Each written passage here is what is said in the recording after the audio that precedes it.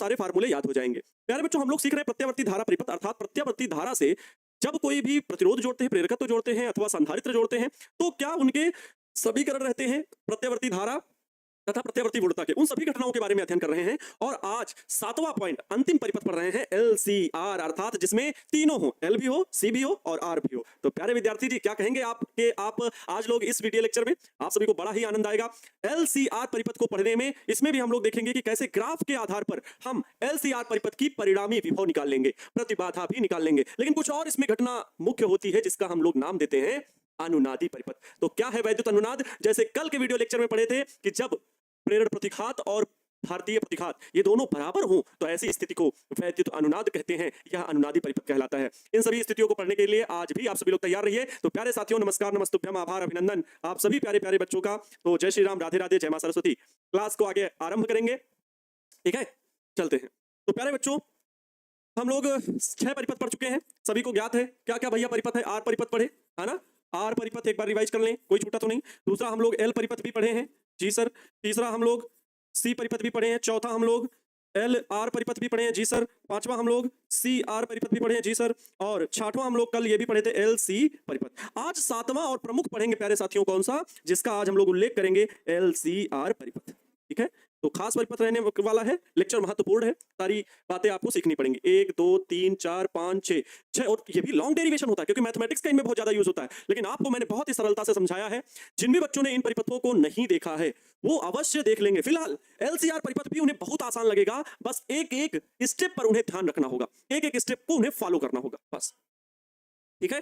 चलो तो प्यारे बच्चों, LCR परिपथ को पढ़ना है कि जब परिपथ में L प्रेरकत्व L, धारिता C व प्रतिरोध R हो। प्रश्न किस प्रकार से आएगा? प्रश्न की भाषा में अगर लिख दूं तो भैया बहुत अच्छा रहेगा सर, अगर प्रश्न लिख देंगे तो बहुत बेहतरीन होगा। चलिए प्रश्न लिख दे रहा हूं, प्रश्न लिख दे रहा हूं। वैद्युत अनुनाद किसे कहते हैं? ध्यान से सुनो कैसे प्रश्न आ सकता है। वैद्युत अनुनाद किसे कहते हैं? किसे कहते हैं? वैद्युत अनुनाद किसे कहते हैं? अनुनादी परिपथ को समझाते हुए, अनुनादी परिपथ को समझाते हुए, परिपथ को, अनुनादी परिपथ को समझाते हुए LCR परिपथ, समझाते हुए LCR परिपथ, LCR परिपथ की प्रतिबाधा ज्ञात कीजिए, की प्रतिबाधा ज्ञात कीजिए। प्यारे बच्चों, ये इतना लॉन्ग क्वेश्चन में आ सकता है, अर्थात तो ये जो प्रश्न आएगा तो 5 अंक में आने की संभावना है। कितने में? 5 अंक में आने की संभावना है। वहीं पर सर इसमें क्या 2 अंक के प्रश्न नहीं बनेंगे? बिल्कुल बनेंगे। पहला प्रश्न तो यहीं से बनता है 2 अंक का कि वैद्युत अनुनाद किसे कहते हैं। ध्यान से सुनो, यही आपका पहला प्रश्न हो जाता है कि वैद्युत अनुनाद किसे कहते हैं, 2 अंक का प्रश्न। अनुनादी परिपथ को समझाइए, इतना होगा केवल कि अनुनादी परिपथ को समझाइए, 2 अंक का प्रश्न। तो यहां पर 2 अंक के भी प्रश्न हैं और 5 अंक के भी प्रश्न हैं। अब जरूरी नहीं कि पहले लिखा है कि वैद्युत अनुनाद किसे कहते हैं तो पहले आप वैद्युत अनुनाद को समझाने लगो। मैंने कल बताया था वैद्युत अनुनाद की घटना क्या होती है। जब प्रेरण प्रतिघात और धारिता प्रतिघात दोनों बराबर होते हैं, बराबर की घटना होती है, तो उसे वैद्युत अनुनाद कहते हैं। प्रश्न ये भी ऑब्जेक्टिव में पूछा जा सकता है कि वैद्युत अनुनाद किन 2 परिपथों में देखने को मिलता है। तो आइए समझा दें अच्छा वैद्युत अनुनाद के बारे में, क्योंकि कल मैंने ये आपको बताया था, कल मैंने आपको ये पढ़ाया था वैद्युत अनुनाद के बारे में, ठीक है? कल मैंने ये चीज सिखाई थी आपको। तो वैद्युत अनुनाद किन 2 परिपथों में देखने को मिलेगा? तो हमेशा स्मरण रखिएगा इस बात का कि आप 2 वैद्युत परिपथों में वैद्युत अनुनाद देखने को मिलता है, ठीक है? दो प्रत्यावर्ती धारा परिपथों में, 2 प्रत्यावर्ती धारा परिपथों में, धारा परिपथों में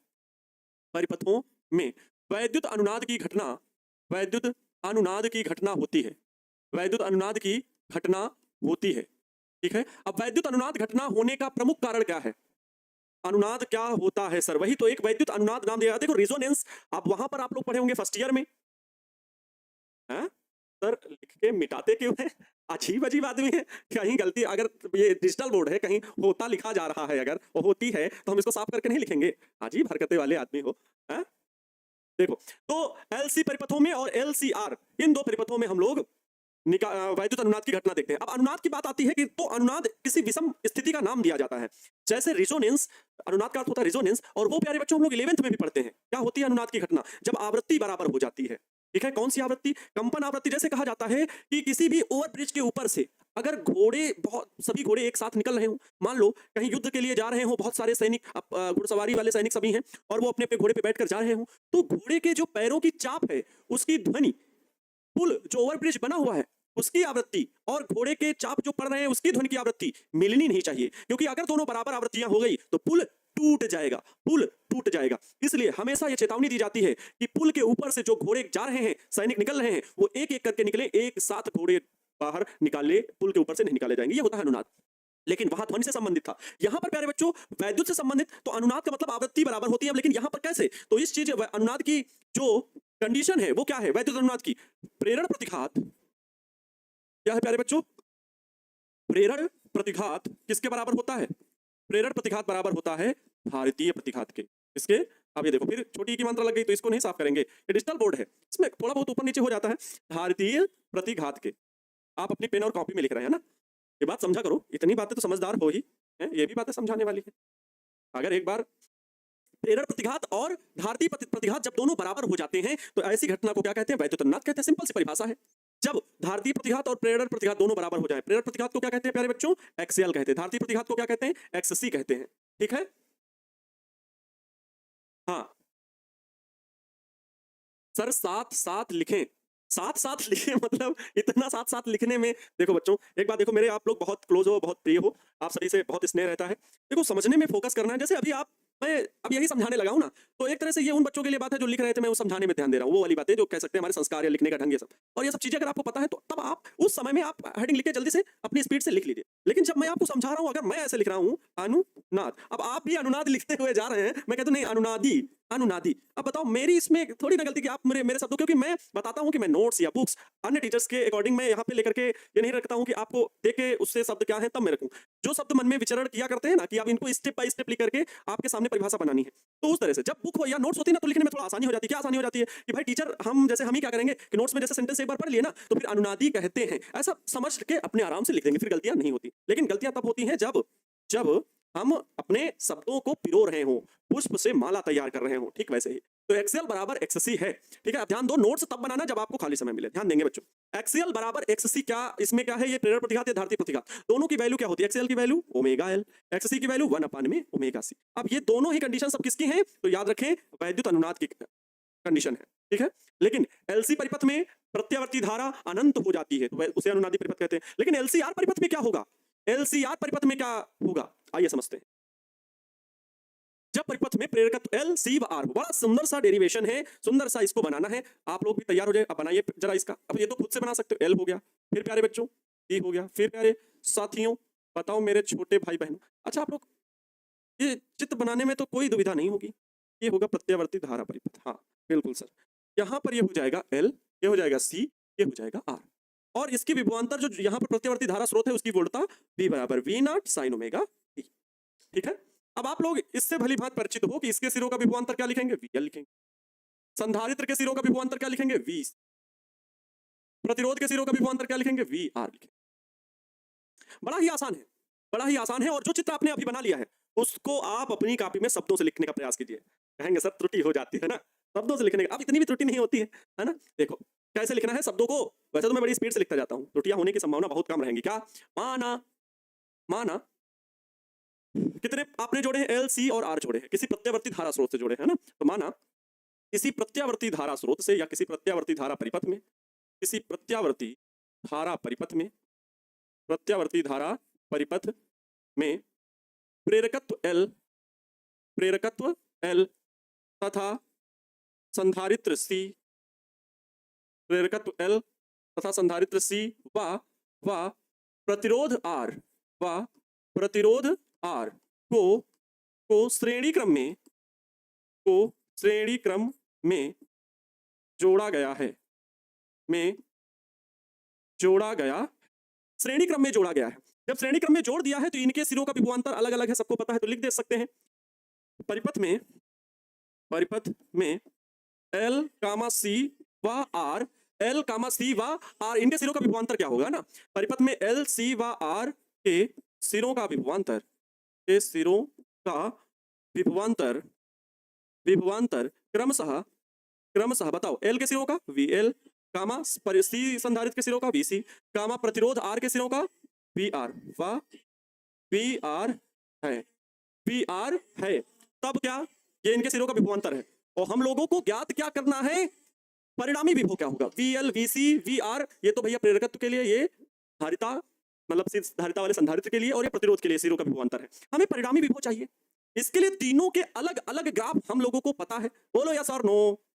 अरे भाई मुझे नहीं समझ में आ रहा है सर, बताइए। R, L और C, इनके क्या अलग अलग ग्राफ पता है? जी गुरुदेव, है ना? अच्छा, अब अगर अलग अलग पता है तो प्यारे साथियों ग्राफ बनाना शुरू कर दीजिए। ग्राफ बनाना शुरू कर दीजिए। इसके लिए मैं अगले स्टेप में चलूं थोड़ा सा, क्योंकि यहाँ पर और ज्यादा लिखेंगे तो भर जाएगा। मैं ग्राफ एक ही जगह बनाना चाहूंगा, एक ही पेज पर मैं बनाना चाहूंगा सभी ग्राफ। आइए बच्चों ग्राफ बनाते हैं, ठीक है? ग्राफ बनाते हैं। पहली कंडीशन का ग्राफ, दूसरी कंडीशन का ग्राफ और तीसरी कंडीशन का ग्राफ। ओके गुरुदेव सर, गुरुदेव गुरु जी, आचार्य जी, है ना?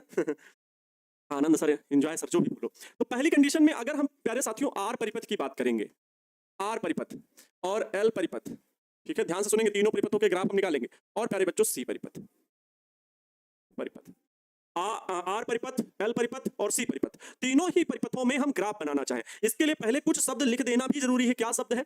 कि आर परिपथ में क्या होता है? पी आर तथा आई, पी आर तथा आई किस कला में होते हैं? समान कला में होते हैं, समान कला में होते।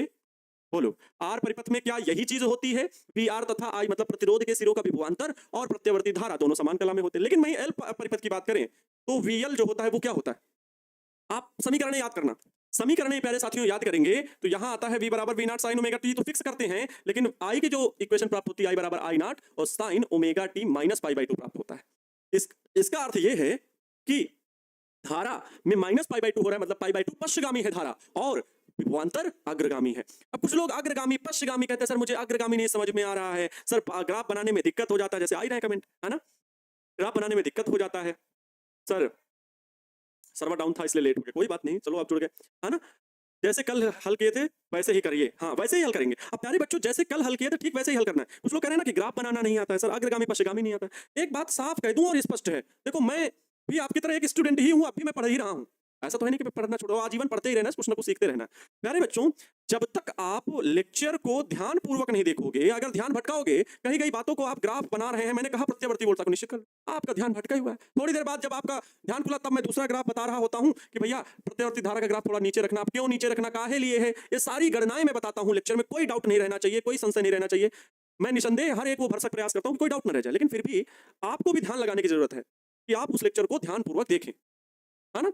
मैं ऑलरेडी पहले से मेहनत कर चुका होता हूं कि इसको कितनी सरलता से स्पष्ट करके बताना है। फुल कॉन्फिडेंस होने के साथ मैं आपके सामने स्पष्ट रूप से बताने का प्रयास करता हूं। किताबी लैंग्वेज बिल्कुल ना हो, आप कैलकुलेशन को मैच कराइए।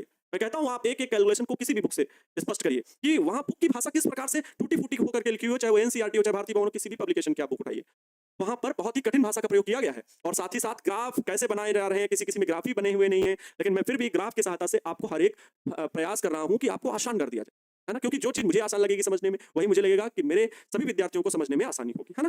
तो इस बात का ध्यान रखा करें, थोड़ा सा आपको मेहनत करनी पड़ेगी। वी आर तथा आई समान कला में यहां क्या आया था कि वीएल प्रत्यावर्ती धारा से, प्रत्यावर्ती प्रत्यावर्ती धारा आई से कला में कितना कितना प्यारे साथियों, पाई बाई टू कलांतर, कलांतर अग्रगामी होता है, अग्रगामी है, इतना लिख दो, अग्रगामी। VL प्रत्यावर्ती धारा I से कला में पाई बाई टू कलांतर अग्रगामी है। जबकि सी परिपथ में देखिए, सी परिपथ में जो VC है, अब मैं प्रत्यावर्ती धारा टोटल शब्द नहीं लिख रहा हूं, केवल VC, I से कला में पाई बाई टू कलांतर, पाई बाई टू कलांतर क्या है? पश्चगामी है, पश्चगामी है। अब प्यारे प्यारे बच्चों आप लोग ये बताएंगे कि ग्राफ किस प्रकार बने थे। यहां पर ग्राफ की चर्चा हम करें तो कुछ इस प्रकार से ग्राफ होगा। बोलो, यहां पर मैं ग्राफ की चर्चा कर रहा हूं आर परिपथ के लिए, तो आर परिपथ के लिए आप ही बताएं कि क्या होगा भाई। इसमें वाई अक्ष में तो कुछ होता नहीं है कि होता है ना गुरुजी, वाई अक्ष में कुछ नहीं होता, क्योंकि दोनों समान कला में। तो एक सच के लिए अगर हम यहां पर दिखाएं कि आई प्रत्यावर्ती धारा की दिशा को फिक्स कर लें तो हमें यह मिलता है प्रत्यावर्ती वोल्टा भी उसी दिशा में और समान कला में है, अर्थात ग्राफ में हम वी आर को भी इसी दिशा में स्पष्ट करते हैं।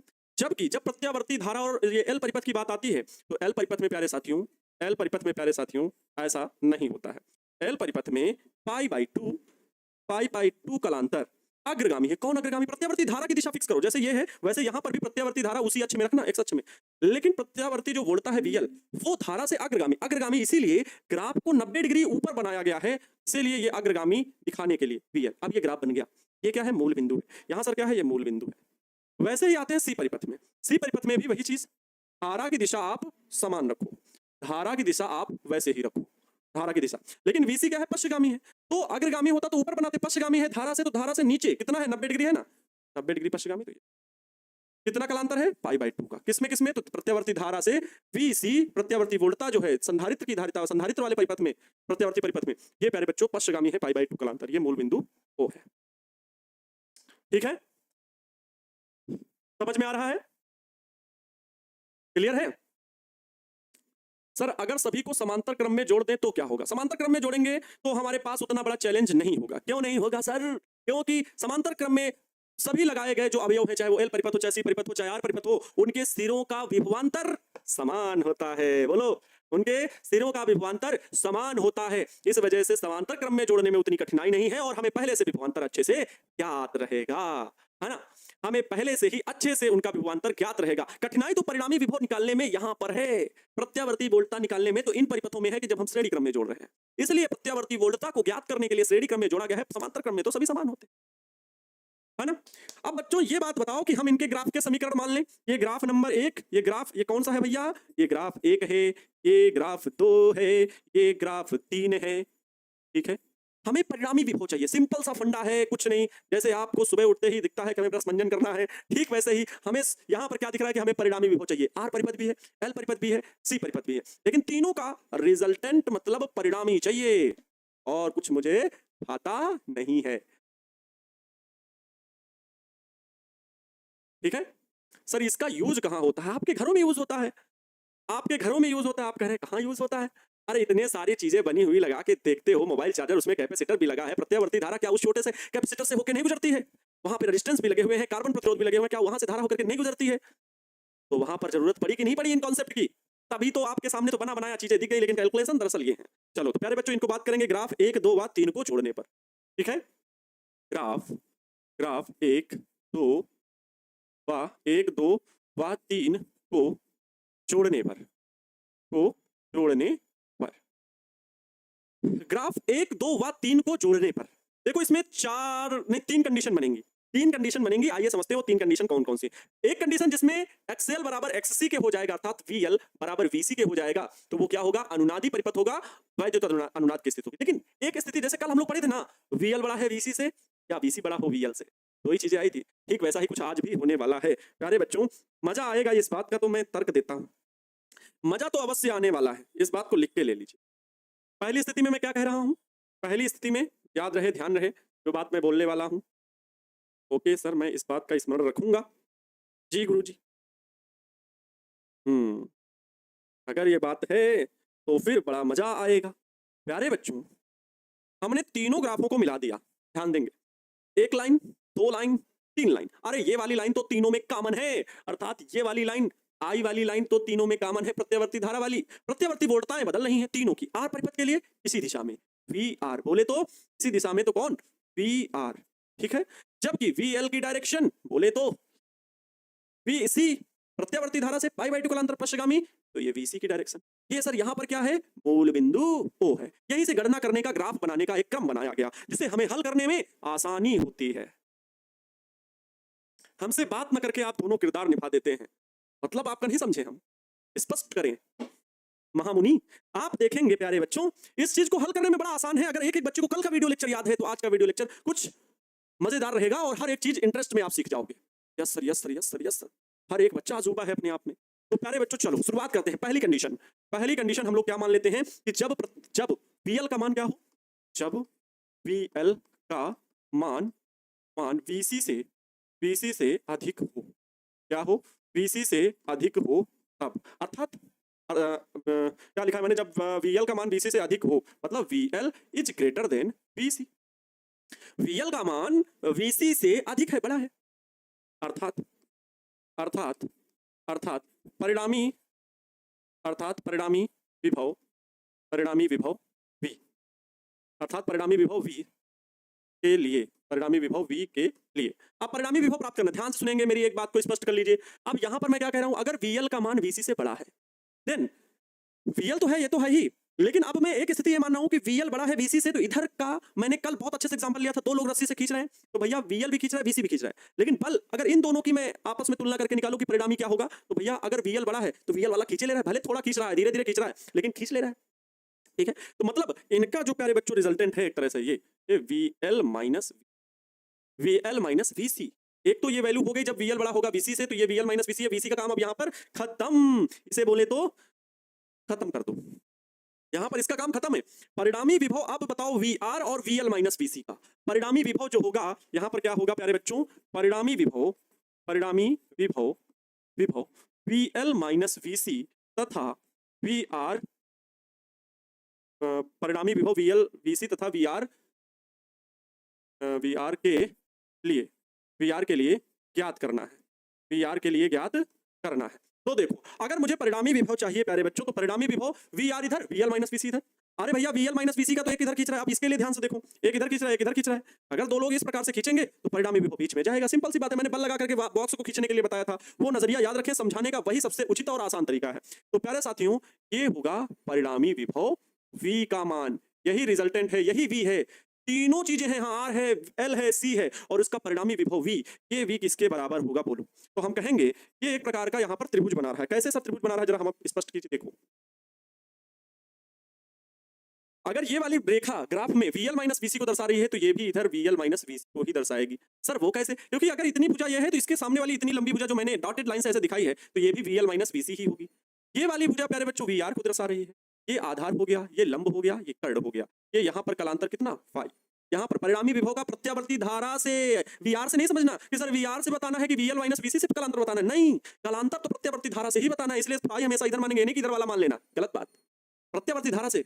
अब यहां पर प्यारे बच्चों 90 डिग्री, अब 90 डिग्री के सामने वाली भुजा कर्ण है, तो इसके लिए क्या होता है, कर्ण का वर्ग बराबर, अरे भाई कहां से कलर आ गया, कर्ण का वर्ग बराबर लंब का वर्ग, लंब है VL माइनस VC, भाई कोण के सामने वाली भुजा VL माइनस VC बटे आधार का स्क्वायर, या कह लो आधार का वर्ग प्लस लंब का वर्ग, तो आधार है VR, R का square plus VL minus VC का होल स्क्वायर। इन दोनों का जो परिणामी आया वो VL माइनस VC आया, फिर VL माइनस VC और VR का जो परिणामी आया वो V आया, थोड़ा सा डिफरेंट है बट बड़ा मजेदार है। ठीक है, कल के प्रयास में तो हम लोग यहीं से क्लियर हो गया था, क्योंकि और परिपत्ति नहीं, तो VL और VC का परिणामी कभी VL माइनस VC, जब VC बड़ा तो VC माइनस VL, से साधारण था, लेकिन आज VR को भी बाद में ज्ञात करना है, तो VL और VC में पहले देखें कि अगर VL बड़ा है तो परिणामी VL और VC का VL माइनस VC जो कि VL की डायरेक्शन में, अतः परिणामी VL और VL माइनस VC और VR का जो होगा वो क्या होगा V, और इस प्रकार से निकालेंगे, ये मिलेगा V बराबर अंडर रूट में VR का square plus VL minus VC का होल स्क्वायर। प्यारे साथियों यही हो जाएगा क्या, परिणामी विभव का सूत्र। ये क्या आया है, परिणामी विभव, लेकिन कब आया है, जब VL बड़ा हो VC से, तब के लिए ये परिणामी विभव का सूत्र है, तब के लिए ये परिणामी विभव का सूत्र आया है। अब देखो जब VR बराबर पता हो कि IR होगा, कामा PL बराबर पता हो कि IXL होगा, तथा VC बराबर पता हो कि IXC होगा, तब V का मान क्या होगा, आइए इसको हल करते हैं। तब V बराबर प्यारे बच्चों हो जाएगा अंडर रूट में, क्या बताया अभी, अंडर रूट में अभी आप लोगों ने क्या देखा, VR का स्क्वायर था ना, तो IR का whole square plus VL minus VC का होल स्क्वायर था, मतलब IXL माइनस IXC का होल स्क्वायर, ये हो जाएगा। अब देखो यहां भी I स्क्वायर छिपा है, यहां I और I इन दोनों का स्क्वायर है, I कॉमन ले सकते हो I स्क्वायर के साथ, फिर प्लस में ये दोनों I स्क्वायर रहेंगे ही यहां दोनों में, मतलब I स्क्वायर को पूर्णतः हम लोग बाहर इस प्रकार से लिख सकते हैं, देखो V बराबर under root I square common ले लो इस पूरे पद से, तो प्यारे बच्चों क्या बचेगा, अंडर रूट में बचेगा, यहां से I स्क्वायर बाहर हो गया, केवल बचा R स्क्वायर, प्लस यहां से I और I दोनों अगर कॉमन लेते, लेकिन वर्ग था ना, तो वर्ग लेकर के यहां I स्क्वायर लिखते, और ये वाला I स्क्वायर ऑलरेडी, तो दोनों से I स्क्वायर बाहर कॉमन किया गया है, यहां बचेगा XL माइनस XC का क्या होल स्क्वायर। अब देखो यहां जो I स्क्वायर है ना, इससे अंडर रूट कैंसिल आउट हो जाएगा, केवल बचेगा V बराबर I under root R square plus XL minus XC का होल स्क्वायर। ये जो I है इसके बटे में भेज दो, यहाँ गुणा में इधर भाग में हो जाएगा, तो V अपान में I बराबर under root R square plus XL minus XC का होल स्क्वायर। अब ध्यान देंगे, यहाँ पर ध्यान देने वाली बात यह है कि प्यारे बच्चों यहाँ V अपान में I बराबर क्या होता है, बराबर क्या होता है, V अपान में I प्रतिरोध के तुल्य है, ओम के नियम से याद करो, प्रतिरोध के तुल्य है। कैसे प्रतिरोध के तुल्य है गुरुजी बता दीजिए, क्योंकि V अपान में I बराबर प्यारे बच्चों होता है R होता है ना ओम के नियम से, तो V अपान में I प्रतिरोध के तुल्य है, लेकिन यहां हम क्या कहते हैं, परंतु परंतु इसे प्रतिरोध प्रतिरोध ना कहकर परिपथ की प्रतिबाधा कहते हैं। परिपथ की क्या कहते हैं? प्रतिबाधा कहते हैं। परिपथ की प्रतिबाधा प्रतिबाधा कहते हैं।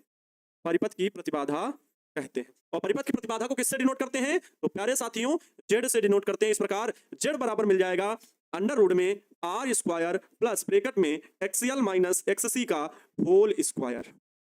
यही प्रतिबाधा का सूत्र हो गया। यही प्रतिबाधा का सूत्र हो गया। लेकिन कब? जब एक्सएल बड़ा हो एक्ससी से, या कह सकते हो कि वीएल बड़ा हो वीसी से।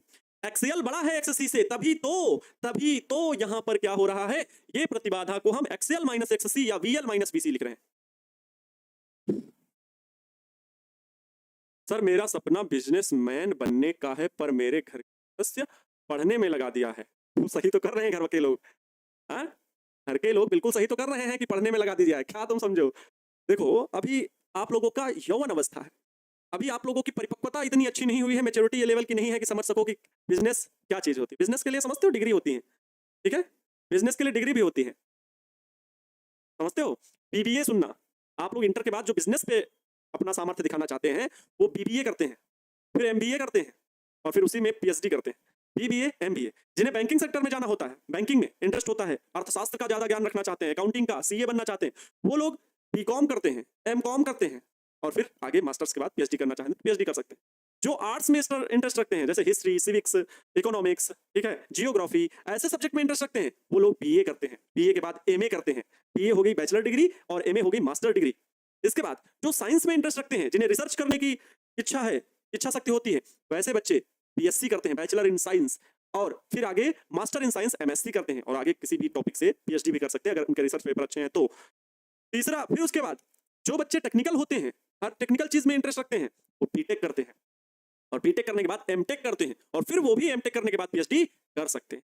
इसके अलावा जो मेडिकल में इंटरेस्ट रखते हैं, वो भांति भांति प्रकार के पैरामेडिकल कोर्सेज हैं, लेकिन उनमें से अगर डॉक्टर के लिए अगर प्रॉपर हम कहें तो उसके लिए वो बीएससी के लिए भाई ऐसे शोध में, रिसर्च के लिए मैं कह रहा हूँ, चाहे मेडिकल फील्ड में शोध करना हो तब भी आप बीएससी करिए, लेकिन अगर डॉक्टर प्रॉपर इसके लिए करना है, उपचार के लिए, तो उसके लिए एमबीबीएस करते हैं, जो कि नीट का एंट्रेंस देने के बाद बहुत अच्छे सरकारी कॉलेजों में आपको सीट मिल जाती है पढ़ने के लिए। तो नीट का कोर्स करते हैं, एमबीबीएस 5.5 साल का कोर्स होता है और एमबीबीएस के बाद एमडी या एमएस का कोर्स करते हैं। एमबीबीएस बैचलर डिग्री है, याद कर लीजिए, एमबीबीएस बैचलर डिग्री है। इसे बोलते हैं, जब आप 12th पास करने के बाद नीट एग्जाम देते हो, उसे बोलते हैं नीट यूजी, अंडर ग्रेजुएट का टेस्ट होता है। और उसके बाद भी जब आप एमबीबीएस वहां कर लेते हो 5.5 साल के कोर्स करने के बाद, आगे आपको मास्टर डिग्री करने की अगर इच्छा हुई तो उसके बाद आपको फिर एंट्रेंस देना होगा, जिसे बोलते हैं NEET PG, national entrance cum eligibility test, PG post graduate के लिए, जो एमएस एमडी इनके लिए भरे जाते हैं।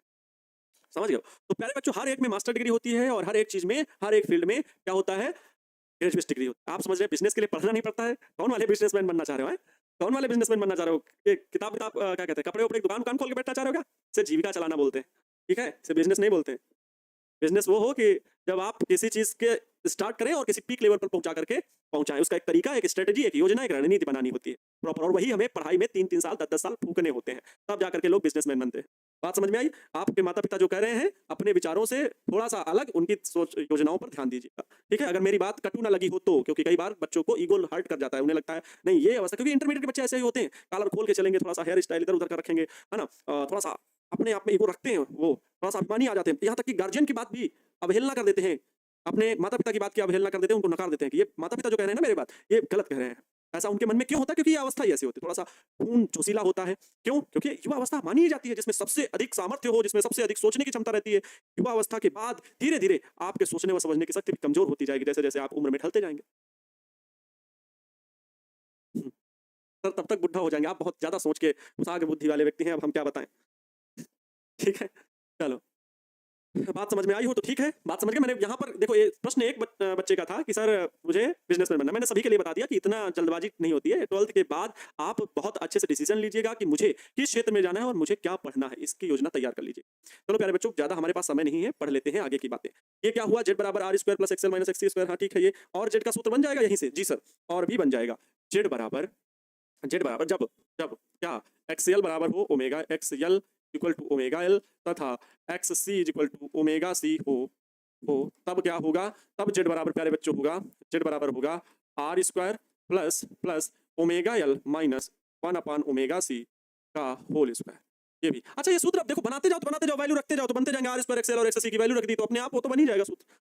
यहाँ तक हो गया, ठीक है, यहाँ तक हो गया। अब बस मुझे क्या निकालना है, कलांतर निकालना है। यहाँ से निकालना है अभी आपको कलांतर, कलांतर परिणामी विभव v के लिए, ठीक है, कलांतर फाई की वैल्यू आपको निकालनी है। इसके लिए क्या, वही सूत्र वही कारनामा फिर से, tan फाई बराबर क्या होगा, लंब बटे आधार। मैंने कल बता दिया था tan ही क्यों, लंब बटे आधार। परिणामी विभव के लिए दो में कलांतर कौन सा, एक इधर एक इधर, तो लंब और आधार के लिए कलांतर। परिणामी विभव को थोड़ी देखना, जो दो थे परिणामी उनके बीच में कलांतर कैसे निकालें, तो परिणामी आया तो भी अब वही tan से निकलेगा, क्योंकि साइन और कॉस का दोनों का रिजल्टेंट ये बोला जाता है स्पर्श ज्या, साइन ज्या कॉस कोज्या और ये स्पर्श ज्या। तो tan फाई बराबर प्यारे बच्चों क्या हो जाएगा, tan फाई बराबर क्या हो जाएगा, बोलो। लंब क्या है, ग्राफ में देखो, लंब ये है, कोण के सामने वाली भुजा लंब ये है, VL माइनस VC, आधार क्या है VR, ये तो कर्ण है, तो VL minus VC, tan phi बराबर क्या होगा, VL माइनस VC बटे VR बटे VR। इसी का और तोड़ के लिख दो, VL की जगह IXL माइनस VC की जगह IXC बटे VR की जगह IR। अच्छा, दोनों जगह से I कॉमन ले लीजिए तो नीचे का I से कैंसिल आउट हो जाएगा, I ने I को मार दिया, मिलेगा XL माइनस XC बटे, ठीक है। सर नीट का प्रिपरेशन कौन इंस्टीट्यूट से करे, देखो प्यारे बच्चों, आप मार्गदर्शन मेरा कर देना काम है कि आप क्या क्या पढ़ाई कर सकते हैं। समय कम होता है, पढ़ाने के साथ साथ बहुत सारी बातें हैं। मैं आप लोगों को बिल्कुल निसंदेह बताना चाहता हूँ, हर एक कैरियर का पॉइंट बताना चाहता हूँ कि आप कैसे पढ़ें कैसे रहें, लेकिन उन सब में हमें अपने इस कार्य को महत्व देते हुए पहले ये भी समझते रहना है, और बीच बीच में मैं आपसे बात करते रहूंगा। हालांकि वो समय आएगा जब आपका इंटरमीडिएट के एग्जाम के आसपास मैं आपसे बात करूंगा इन सभी तथ्यों के बारे में भी, ताकि आप अपने सही दिशा में जा पाएं और अपना सही चयन कर पाएं कि हमें कैसे पढ़ना चाहिए, क्या तरीका अपनाना चाहिए। प्रतियोगिताओं का दौर है और ये समझ होनी भी चाहिए आप में, ठीक है, ये समझ होनी भी चाहिए, ये समझ होनी भी चाहिए, ठीक है प्यारे बच्चों। ये आ गया कलांतर का मान, हो गया, ये कलांतर का मान हो गया। अब आपको कोई भी काम करने की जरूरत नहीं, अनुनादी परिपथ पता है। एक तो ये वाला ग्राफ हो गया। अब देखो, अभी ये पहली कंडीशन हम माने थे कि एक जब VL का मान VC से अधिक हो, अब दूसरा होगा कि VC का मान VL से अधिक हो। ये समझ में आ गया, ये बड़ा आसान है, क्योंकि मुझे दोबारा मैं इतना स्लो और अच्छे से पढ़ा रहा हूँ, एक एक शब्द को बहुत स्पीड में बोलते हुए नहीं जा रहा हूँ, एक एक चीज को मैं सिंपल वे में पढ़ा रहा हूँ, ठीक है। चलो चलो चलो चलो फिर भाई, अनुनादी परिपथ बाद में, पहले हमें अब बताना है दूसरा पॉइंट। दूसरा पॉइंट, दूसरा पॉइंट क्या है, जब जब VC का मान मान VL से अधिक हो, VL से अधिक हो, VC का मान क्या हो, VL से अधिक हो, मतलब VC is greater than VL, तब तब VC माइनस VL तथा VR, तब VC माइनस VL तथा VR का परिणामी विभव। आप देखो थोड़ा सा शॉर्टकट में बताएंगे, क्योंकि ये चीज अब सेम वैसी ही है, तो आप बहुत अच्छे से ज्ञात कर सकते हो। इसके लिए जल्दी से आप चित्र भी बना लीजिए। ये हो गया, ठीक, एक रेखा, दूसरी रेखा गुरुजी ये हो गई। तुम कहाँ चल दिए, ठीक, ध्यान से देखते जाओ। ये प्यारे बच्चों, ये प्यारे बच्चों I की प्रत्यावर्ती धारा, यही VR की रेखा, ये VL के लिए जो कि 90 डिग्री अग्रगामी था, ये प्यारे बच्चों VC के लिए। लेकिन मैंने क्या बताया, अब VC बड़ा है VL से, तो ये वाला ग्राफ में परिणामी VL और VC का क्या आ गया, इधर परिणामी आ गया VL माइनस VC नहीं, VC माइनस VL। और प्यारे साथियों, ध्यान देने वाली बात यह है कि अब यहाँ पर VL ये वाला ग्राफ खत्म हो गया, क्योंकि इनका और इनका ऑलरेडी परिणामी इधर ले लिया, ऑलरेडी परिणामी ये इधर हो गया VC माइनस VL ऑलरेडी इधर हो गया, अर्थात VR और VC माइनस VL का रिजल्टेंट इधर कहीं भी इससे जाएगा। ये वैल्यू किसकी है, ये वैल्यू है V की, और ये प्यारे बच्चों VR से परिणामी विभव जो V है वो कलांतर कितना है, फाई।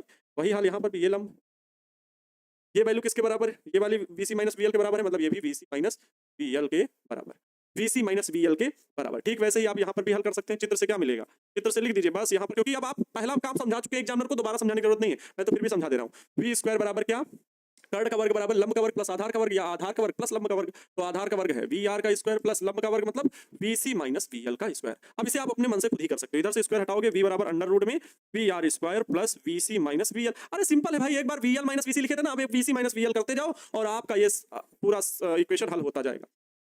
सभी की वैल्यू पता होगी तो V बराबर क्या हो जाएगा, अंडर रूट में IR की जगह पर, VR की जगह पर क्या IR का होल स्क्वायर, प्लस VC की जगह पर क्या 1 IXC माइनस XL की VL की जगह पर क्या IXL इसका क्या whole square, IXC minus IXL का होल स्क्वायर, यहाँ भी I है कॉमन ले लीजिए, तो V अपान में I बराबर अंडर रूट में वही चीज सबको चला जाएगा, ये क्या बचेगा यहाँ R square plus XC minus XL का होल स्क्वायर। ये V अपान में I को यहाँ पर क्या कहेंगे, यहाँ पर क्या होगा, यहाँ पर भी वही बात, यहाँ V अपान में I प्रतिरोध के तुल्य है, प्रतिरोध के तुल्य है, परंतु परंतु प्रतिरोध न कहकर, परंतु इसे प्रतिरोध न कहकर नहीं, आप सीधे शॉर्टकट में लिखो, एक बार लिख चुके हो, समझा चुके हो, परंतु इसे प्रतिबाधा कहते हैं। क्या कहते हैं? परंतु इसे प्रतिबाधा कहते हैं। तो v अपान में आई की जगह क्या लिखेंगे? z बराबर अंडर रूट में R square plus X C minus X L का होल स्क्वायर। यही हो गया, यही हो गया प्यारे बच्चों प्रतिबाधा का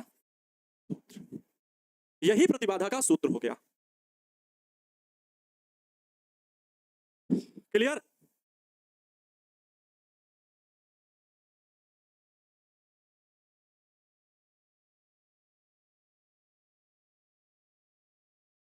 सर इसका मात्रक नहीं होता, इसका भी मात्रक ओम ही होता है, प्रतिबाधा का मात्रक ओम होता है। बहुत बढ़िया प्रश्न, याद रहता है कि नहीं भाई? प्रतिबाधा ये v अपान में आई ही है।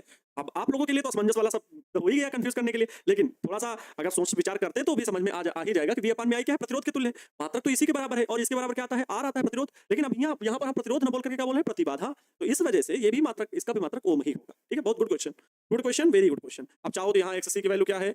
1 अपान में ओमेगा सी है, 1 अपान में ओमेगा सी। एक्सएल की वैल्यू क्या है? ओमेगा एल है। ये वैल्यू रख दो और भी सूत्र बना लो।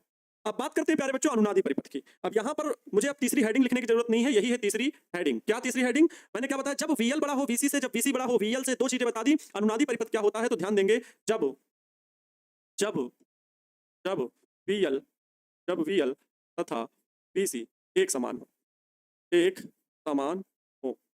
और VL तथा VC एक समान होने का मतलब ये नहीं होगा विभवांतर आप VL और VC के लिए देखेंगे, लेकिन इसमें अंतर हो सकता है, इनका विभवांतर अलग अलग हो सकता है। हम इनके लिए बराबर मानेंगे तो प्रतिबाधा के लिए इनका प्रतिरोध जो दिखाया गया VL की जगह पर क्या आता है? VL की जगह पर क्या आता है? XL। VC की जगह पर क्या? VC के लिए XC, ये मानेंगे। जब XL तथा XC एक समान हो, विभवांतर समान नहीं होगा, प्रतिरोध जो इनका प्रेरण प्रतिघात और धारती प्रतिघात ये एक समान हो, तब हम लोग अनुनादी परिपथ कहते हैं। क्या हो जाएगा? तो प्यारे साथियों यहाँ पर XL बराबर क्या होगा? XL बराबर XC। इस दशा में, इस स्थिति में, इस स्थिति में बताओ z बराबर क्या मिलेगा? z बराबर अंडर रूट में R square plus XL minus sorry XC minus X. अब इसके लिए तो चाहे जो लिखो, एक्ससी माइनस एक्सएल लिखो या एक्सएल माइनस एक्ससी लिखो, दोनों का जो होल स्क्वायर है, अगर एक्सएल एक्ससी के बराबर है, किसी को किसी के बराबर करेंगे, कट करके क्या आएगा?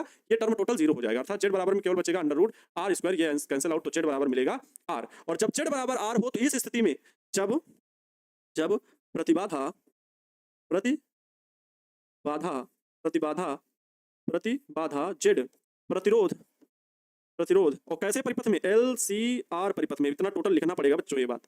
LCR परिपथ में प्रतिबाधा Z प्रतिरोध R के बराबर हो जाए, बराबर हो तब प्रत्यावर्ती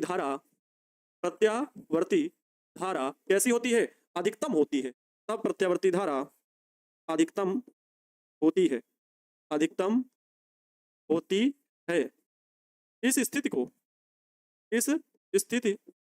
क्या कहते हैं? वैद्युत अनुनाद कहते हैं। इस स्थिति को वैद्युत अनुनाद कहते हैं, वैद्युत अनुनाद कहते हैं। तथा इस प्रकार के परिपथ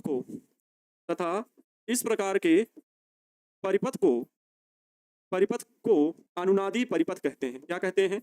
अनुनादी परिपथ कहते हैं, अनुनादी परिपथ कहते हैं। क्लियर? ये है अनुनादी परिपथ। एक बार और, प्रेरण प्रतिघात धारती प्रतिघात बराबर हो जाए वही अनुनादी परिपथ। शुरू में भी यही बताया था, अंत में भी यही बता रहा हूं। वैद्युत अनुनाद क्या? ऐसी स्थिति को वैद्युत अनुनाद, और ये घटना जिस परिपथ में हो रही है उसे अनुनादी परिपथ कहते हैं, वैद्युत अनुनादी परिपथ कहते हैं। वो किसमें होती? केवल दो परिपथों में, LC और LCR। LC और LCR मतलब L और C का रहना जरूरी है, ठीक है। और अब क्या बचा? अनुनादी आवृत्ति, जो कि कल भी मैंने बताई थी, सेम वही है, सेम वही चीज है, यहाँ कुछ डिफरेंस नहीं है। अनुनादी आवृत्ति क्या होती है?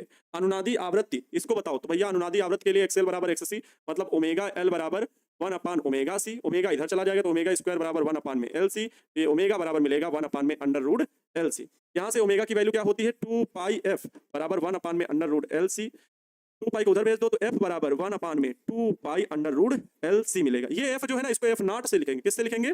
f नॉट से लिखेंगे। यहाँ पर लिख दूंगा मैं कि अनुनादी आवृत्ति को, ठीक है, ध्यान देंगे, अनुनादी आवृत्ति